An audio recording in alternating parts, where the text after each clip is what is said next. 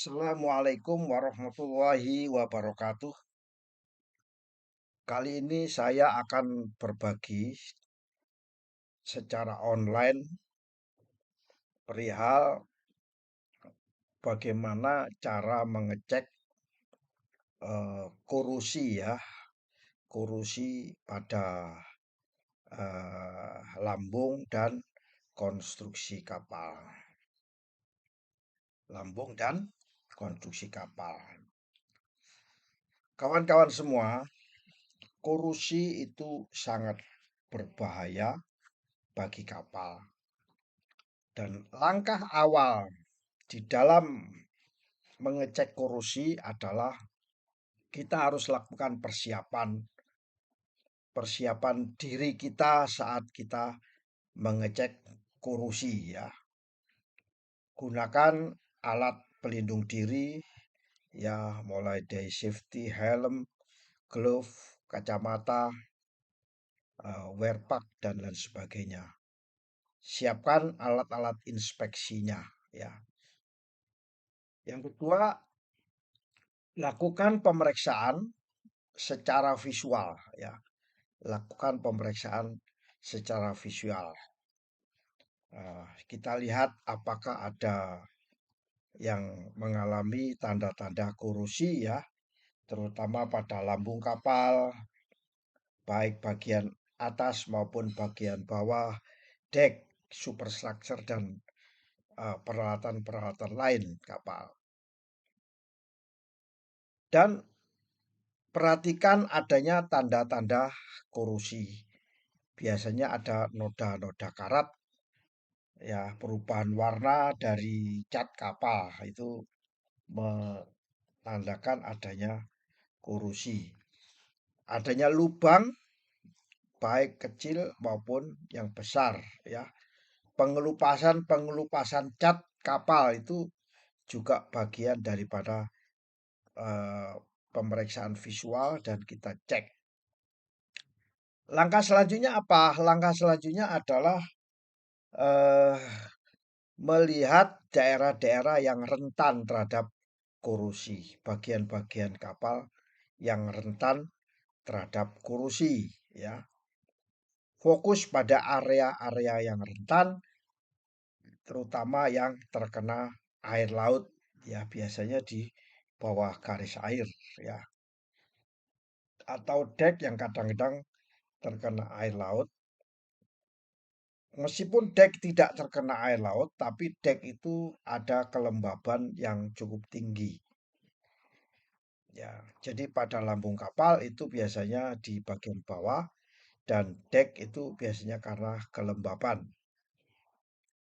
Kemudian periksa sekitar sambungan-sambungan las ya, nut-nut sambungan plat itu kita harus periksa. Baut-baut juga bisa mengalami eh, mur baut ya, itu bisa mengalami kecenderungan untuk lebih rentan terhadap korosi. Periksa tangki-tangki yang mengandung air ya, tangki bahan bakar atau pipa-pipa yang intinya yang membawa cairan. Karena area ini juga rentan terhadap korosi. Korosinya dari mana? Biasanya dari internal kalau pipa itu. Setelah kita memeriksa secara visual, maka selanjutnya kita melakukan pemeriksaan ketebalan daripada logam atau plat. Gunakan alat pengukur, misalnya NDT ultrasonik ya. NDT ultrasonik, gunakan pihak ketiga atau kalau kita memiliki sendiri ya kita periksa sendiri. Catat hasil pengukurannya di kertas, lokasi, dan posisinya. Langkah yang kelima yaitu memberikan pemeriksaan kondisi permukaan. Jadi permukaan yang kita periksa itu kondisinya bagaimana? Apakah ada tanda-tanda piting atau lubang kecil ya? Piting itu jauh berbahaya.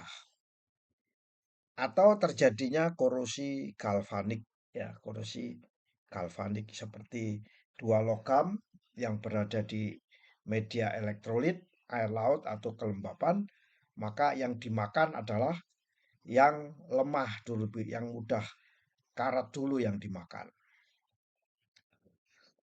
Nah, kemudian kalau memang sangat kecil, gunakan kaca pembesar untuk memeriksa adanya lubang piting tersebut ya.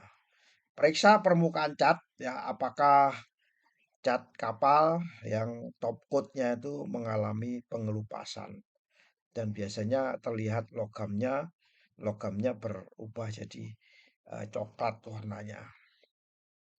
Langkah selanjutnya yaitu memereka sistem proteksi terhadap korosi.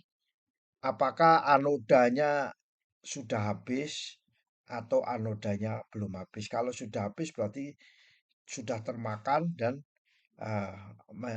terdapat keseimbangan. Selanjutnya, bila tidak ada yang dimakan lagi, pasti logamnya yang termakan. Pastikan bahwa anoda itu berfungsi dengan baik. Pastikan pelindungan cathodic protection bekerja dengan efektif ya. Periksa cat-cat kapal untuk memastikan tidak adanya area yang terkelupas atau rusak. Terbentur biasanya rusak atau kena logam lain.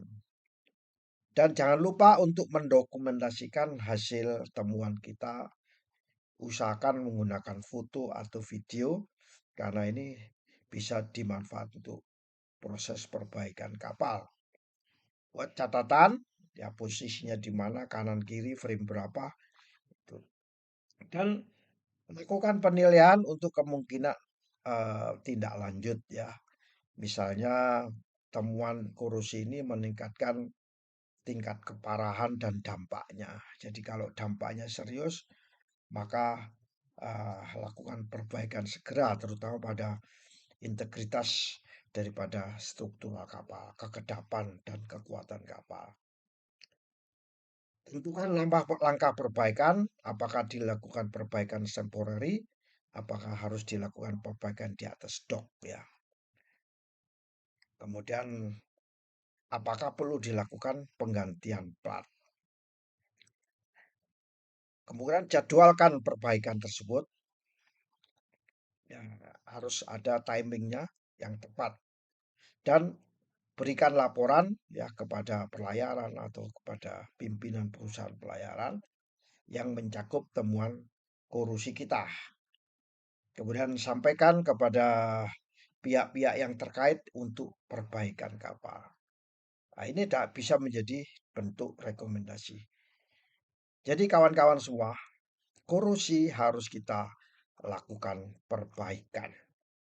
Bila kita menemukan korosi, maka kita harus membuat catatan dan kita lakukan perbaikan. Pengecekan korosi adalah suatu kegiatan yang sangat penting untuk keselamatan kapal, manusia, dan muatan. Wassalamualaikum warahmatullahi wabarakatuh. Semoga bermanfaat.